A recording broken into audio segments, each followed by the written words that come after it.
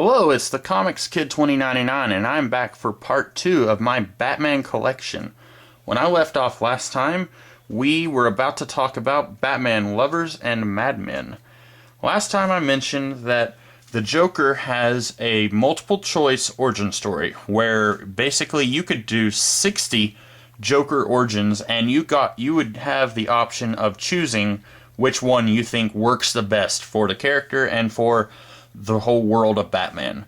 Now, this is my least favorite of the 3 that I've read. There's The Killing Joke, which sets forward the idea that Joker can have more than one origin, and then there's The Man Who Laughs, which I will talk about later. This one has a couple of items in it that I really like.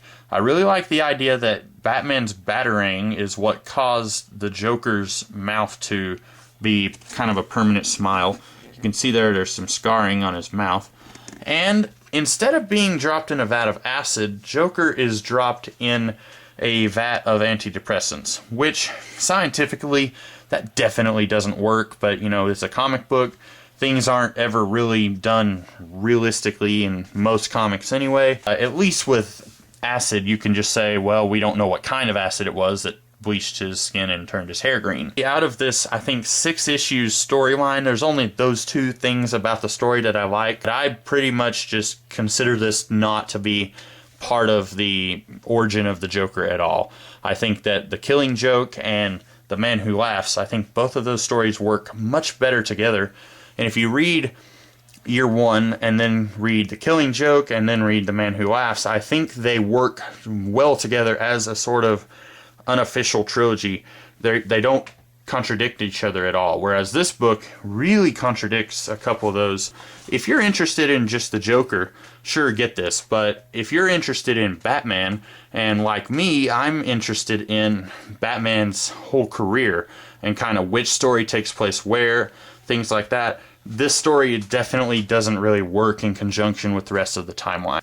These next 2 stories, Collected Legends of the Dark Knight and Other Realms, they are both anthology stories, and they're both very good. There's nothing really mind-blowing about either one of them. The art in both of them is great. Different artists do different stories in them. If you like standard Batman stories, and I don't mean that as an insult, there's absolutely nothing wrong with being a standard story sometimes. But these stories, there's nothing major in Batman's career that happens here. It's just stories set early in his time as Batman. If you like that kind of thing, I would suggest getting both of them. This one right here it features a team up with one of Batman's ancestors and the Viking Prince. So if you like that character, then you'll probably want this. Interestingly, in the previous video, I talked about Batman Dark Knight Dynasty. That book kind of referenced something that sort of happens here, to the point where I'm wondering just how canon that was supposed to be. And now that I think about it, I think one of the Hamptons, and both Bo Hampton and Scott Hampton work on Other Realms, I think one of them actually worked on Dark Knight Dynasty. So I think that might be why something happened there that I'll talk about in a later video if I ever decide to review Dark Knight Dynasty. Batman Hong Kong. This is drawn like a manga, and it features Batman. He's in Gotham City, and then something happens that draws him to China to try and solve a crime that's connected to Gotham. If you are interested in the Batman Incorporated stuff, where Batman is setting up Batman all across the world, then you should read this book, because this was doing this about 5 years before Batman Incorporated even started. This character, I believe, is called Night Dragon, and he is essentially the Batman of China before there was ever a Batman Incorporated that Grant Morrison was doing. Other than that, this book kind of reminded me of part of the Dark Knight movie. If you remember in The Dark Knight, there's a scene where Batman goes to China where he kidnaps Lau and brings him back to Gotham. This story also kind of deals with Batman's limit. When he comes to China, somebody even tells him, we do things differently here. You're going to have to be careful. And we can't do things the way you do them in Gotham. So it's along those same ballpark as the theme of Batman's limits that was handled in The Dark Knight, although it's ultimately handled very differently. Again, this is another story. It doesn't really have this huge bearing on the whole timeline of Batman, but it's another really fun story. And it's another one of those stories where you don't need knowledge of the character or his backstory. It's just a standalone story. Those stories are really fun, the standalone, because you don't need a master's degree in comic book history to understand what's going on, and I love that. So if you're interested, I would suggest picking up Hong Kong. The Ring, the Arrow, the Bat. Wait, this is actually a Green Arrow story. It's called Batman, the Ring, the Arrow, the Bat, but Green Arrow is the one who is the protagonist here. Batman is a guest star, and he's only in half of the book. The other half is Green Lantern, but it's really Green Arrow's story. It's sort of a faux Green Arrow Year One, before Andy Diggle did Green Arrow Year One.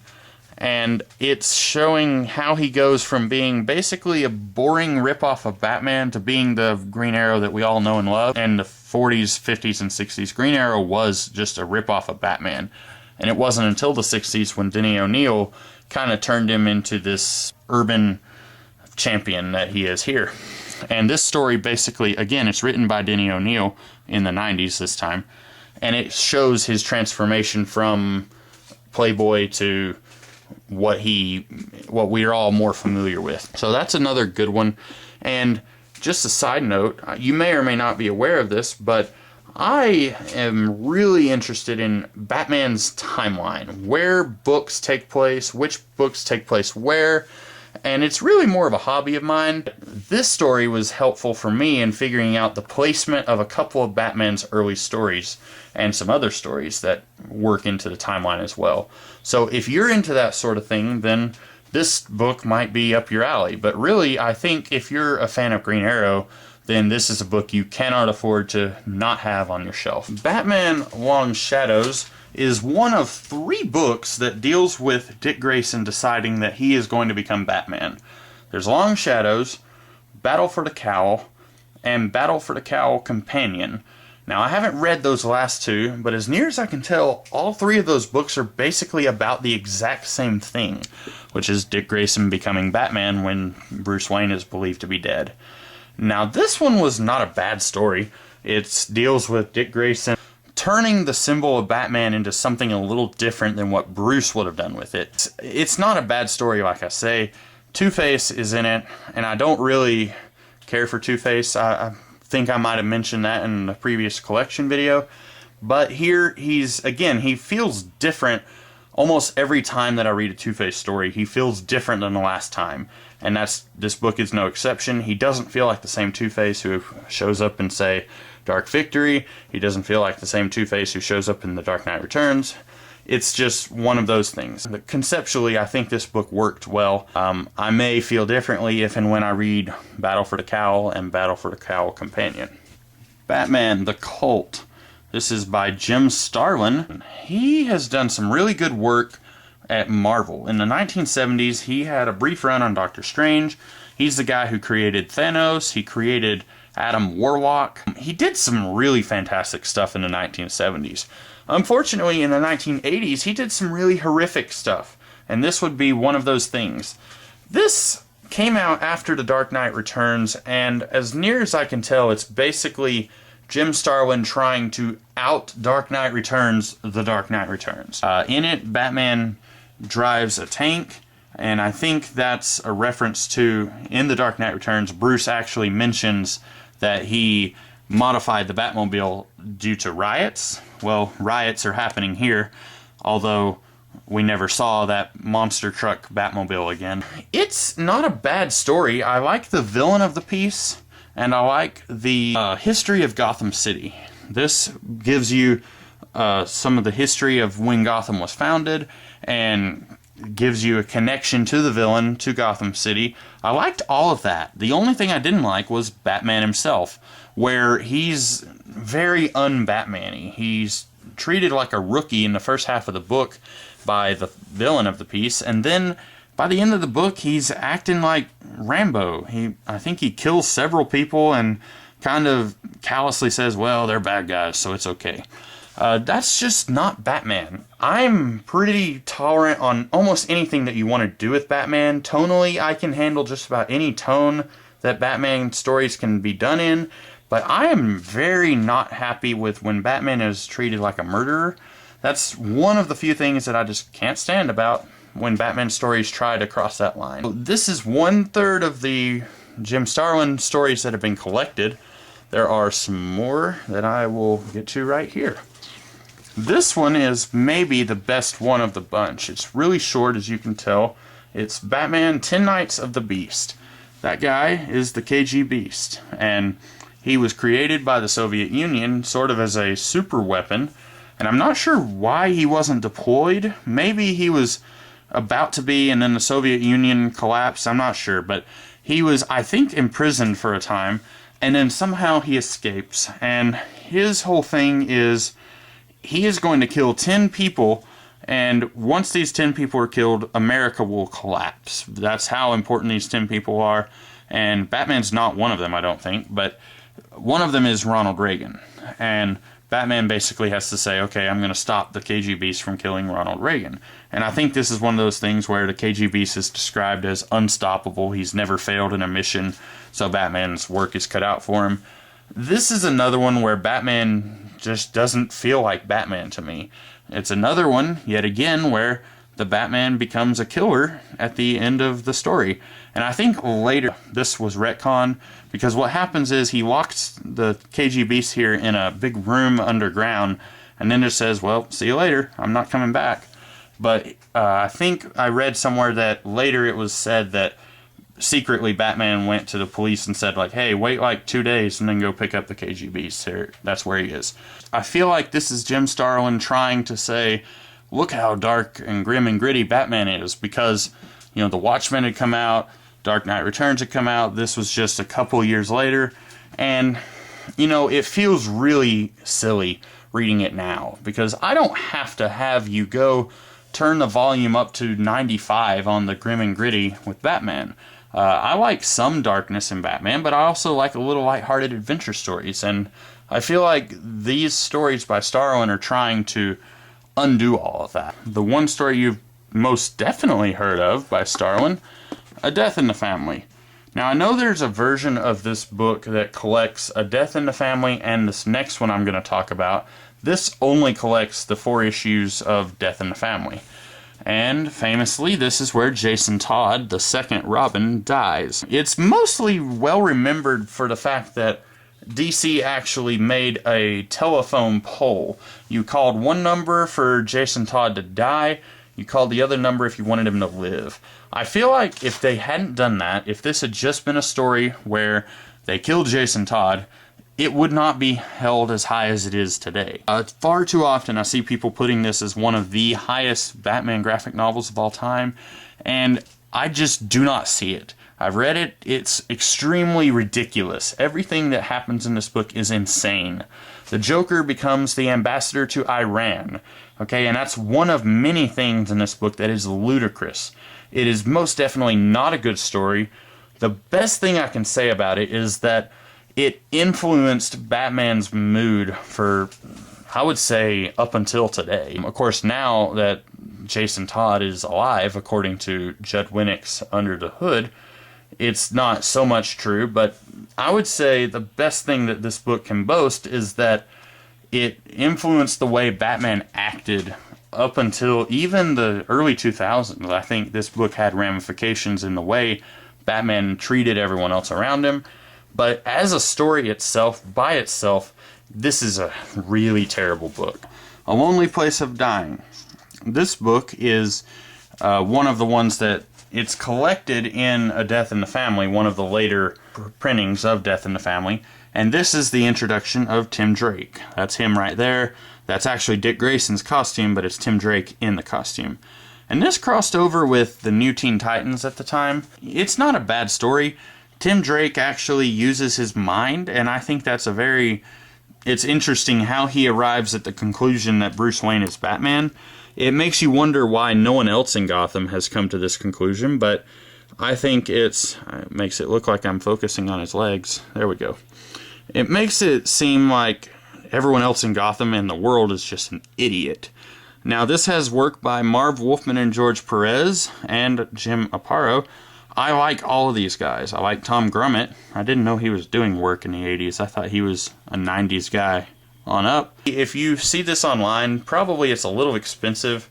And as I've seen someone else say, if you just buy the new printing of A Death in the Family that collects this book, you'd probably be better off than trying to find this book, because it's kind of expensive and the printing quality of it is not that good. This is an early graphic novel where it feels like they just used newspaper to print the story on for graphic novel. And I would say if you're really in the hankering to read this story, just get the thicker Death in the Family trade that collects it and A Lonely Place of Dying. Dark Detective. This is by Steve Englehart, who had a run on Batman in the 1970s. And this was done actually in the 2000s. I think like 2006 or so. And I didn't hate this story. I actually really enjoyed it. There's some really ridiculous things in here. Two-Face has a clone made of himself. I'll say no more because I really think you should read this story, if only because it's a fun little book. It's not dark by any means. And I think Steve Englehart is trying to make a dark Batman, but I found it to be a very fun story. It's weird. It sets up a sequel. And the end of it, we're set up what I think was going to be a new villain that he was trying to create, but he never did the sequel. And I've read somewhere that he was really upset. He felt like The Dark Knight, the movie, was stealing a lot of his ideas that he'd done in Batman. And so I'm assuming he decided not to do the sequel to Dark Detective because he was upset that his story was kind of, in his eyes, stolen for that movie. Now, I don't really think that his story was stolen at all. I think the few examples that he uses that aren't really weird are just coincidence, but this story itself is actually really fun. Not as good as his work in the 70s, but it's fun. Read it. I would say read it.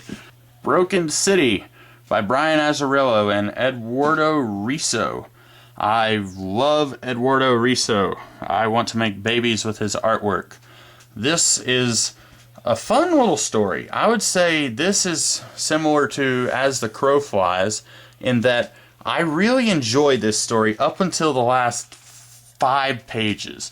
The last 5 pages, I wish DC had just cut those out, and this would have been really fantastic. Now, I read this before I read Hush, but I read a lot of people online complaining that this book feels nothing like Hush and that the art is different and Batman is treated differently, where Hush is this world-spanning, globe-trotting Batman who fights every villain that he has.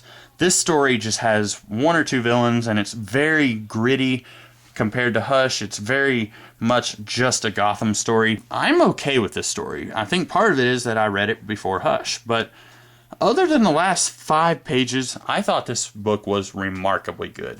Now, I just wish that those 5 pages could have either A, been cleared up a little bit, or B, just never existed. If you're looking for some good Batman stories and you may have not heard of it, then I would say get Broken City.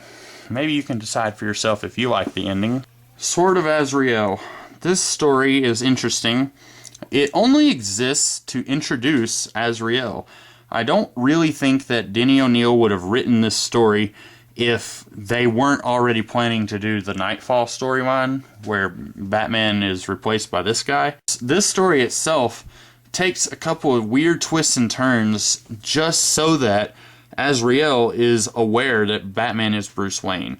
Like, there's one scene where I was just really perplexed. Why did this happen? And it's basically so that with ease we can just say, okay, now this guy knows, let's replace this guy and make him the new Batman. It's another one of those globe-trotting stories where Batman leaves Gotham, and I like those stories every now and then. I just wish that this one had existed under different circumstances. Now we have all 3 of the Knightfall books. These are older trades. Recently, DC has put out some newer trades that are a lot thicker than these. Like, I think one trade is about the size of 2 of these books. I'm kind of upset because I had just gotten all of these right around the time when those new trades were coming out. Like, I had just gotten the 3rd one, and then I saw at my store that they had those new books that were a lot thicker, and I was kind of aggravated because those new books collect more of the story. Like, there's, I think, a year of comics in between 2 and 3 here, and I think those are collected in the new books. The story itself, if you've heard of Batman, chances are you've heard of this story. It's where Bane breaks Batman's back, Batman is replaced by Azrael, and then it's the story of Batman reclaiming the mantle. I'm not even spoiling, I don't think, because if you've even seen The Dark Knight Rises, it owes a great deal of itself to this story because this is the first Bane story, and Bane shows up in The Dark Knight Rises, as you know. I may want to do a review of this story if and when I get the larger volumes of Knightfall. Now here's a crossover. Bruce Wayne Murderer, and then all 3 volumes of Fugitive. I really liked this story. This was late 90s, early 2000s. There was this whole first volume, Murderer here, is basically, well, Bruce Wayne is accused of murder, and then you're finding out, along with the Gotham PD, what's going on with this case. And it's an entire book where you get to see Crispus Allen and Renee Montoya trying to do detective work, trying to find out if Bruce Wayne is really a murderer. And it's fantastic. If you like Law and Order or CSI, this book is for you because there's very little Batman in it. It's mostly just Bruce Wayne being arrested and all that kind of stuff. Now, there are some other superheroes here, Batgirl and Robin and stuff like that. And then, I don't want to spoil it too much, but the basic premise here is that Batman has decided that the identity of Bruce Wayne is useless. So he is just going to escape prison, and he's not even going to bother clearing his name, and he's just going to throw away the identity of Bruce Wayne, and he's going to be Batman all the time. And I've never thought of that. I've never thought that he would even consider that. And that's something that I would think Superman might do that. Like 15, 20 years from now, if everyone that Superman loved was dead, I could easily see Superman saying, well, now that my parents are dead, now that Lois is dead, there's no reason for me to be Clark Kent anymore, because he's immortal. I've never thought that Batman would do that, though, and I don't hate it. I think this is a really good story. I say if you haven't read it, you need to seek all these books out. There's 4 of them. Spend a little money. You will not regret it. Then we have Anarchy. This, I think, is the only book collecting stuff from the Alan Grant and Norm Brayfogle Batman run. They actually had a run on Batman and Detective Comics, but I think this is... I'm not sure if this is Detective Comics or Batman. And this is another one of those books that it's not by DC, it's by Titan Books, so it's kind of an older trade. And you may not have heard of Anarchy because DC doesn't use him as a character much anymore. But this was, at one time, this character, he's a teenager. That's a spoiler, by the way. At one point, Alan Grant was contemplating the idea of turning this kid into the new Robin. And this was after Jason Todd had died, but before Tim Drake had been introduced. And it's interesting. I really like Anarchy when he's being used in a Batman story. But this collects, I think, the first 4 issues of Anarchy's solo series, and I did not care for that. I thought it was quickly escalating into ridiculousness, and it was just really silly.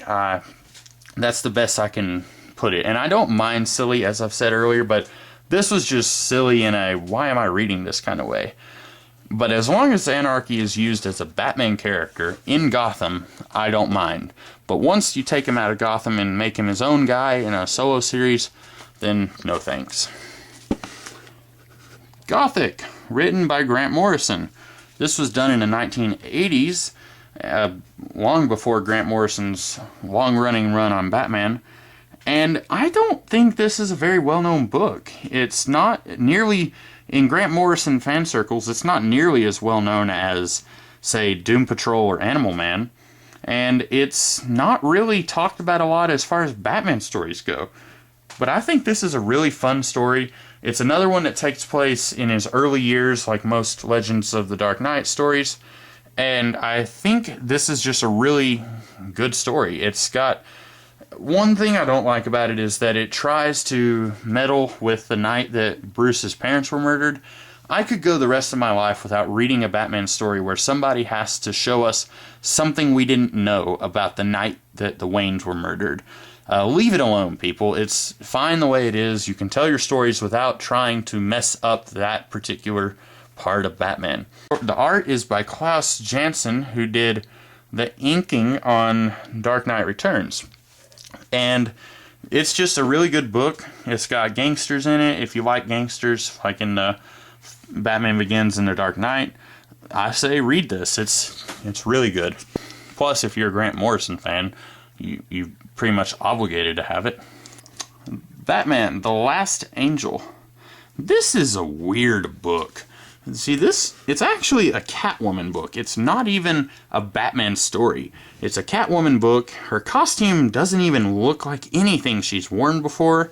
Rupert Thorne is in this, and he doesn't even look like Thorne in the rest of the comics that he's appeared in. I'm pretty sure it's safe to say that it's not a book that is part of the Batman continuity, but I got it once at my local comic shop for a pretty cheap price. And I think it's by a kind of famous novelist, but I don't actually recognize the name. But when I looked it up, I found someone that said that it is by a famous novelist. But if you're interested in Catwoman solo stories, I'd say get it. It's not really one that you're going to see a lot of references to outside of this story, but you might enjoy it. I thought it was okay. It's just kind of weird, I think, is where I fall on it. And sadly, once again, I think I am done for now. Looks like we are definitely going to have a part 3 on Batman books, and I think that will definitely finish me off on the Batman shelf. So, I hope you enjoyed this, and I'll see you next time.